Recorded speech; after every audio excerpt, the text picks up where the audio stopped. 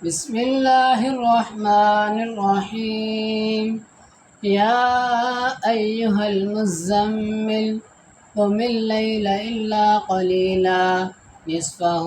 أو انقص منه قليلا أو زد عليه ورتل القرآن ترتيلا إنا سنلقي عليك قولا ثقيلا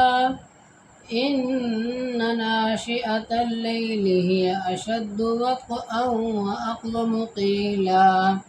إن لك في النهار سبحا طويلا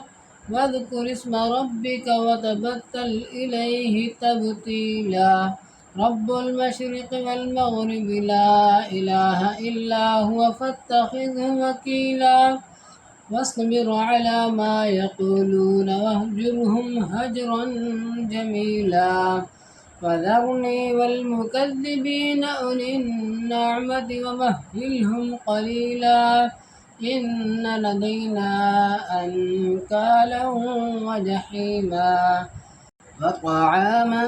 ذا غصة وعذابا أليما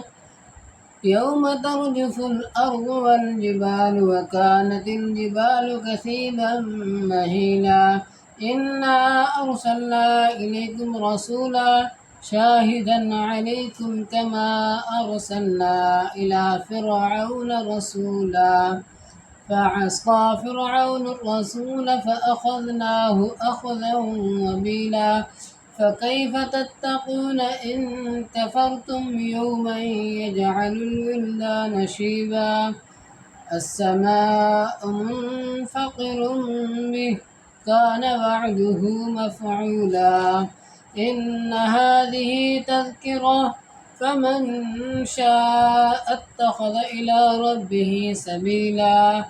إن ربك يعلم أنك تقوم أدنى من ثلثي الليل ونصفه وثلثه وطائفة من الذين معك والله يقدر الليل والنهار علم أن لن تحصوه فتاب عليكم فاقرؤوا ما تيسر من القرآن علم أن سيكون منكم مرضى وآخرون يضربون في الأرض يبتغون من فضل الله وآخرون يقاتلون في سبيل الله فاقرؤوا ما تيسر منه وأقيموا الصلاة وآتوا الزكاة وأقرضوا الله قرضا حسنا وما تقدموا لأنفسكم من خير تجدوه عند الله هو خيرا وأعظم أجرا واستغفروا الله إن الله غفور رحيم.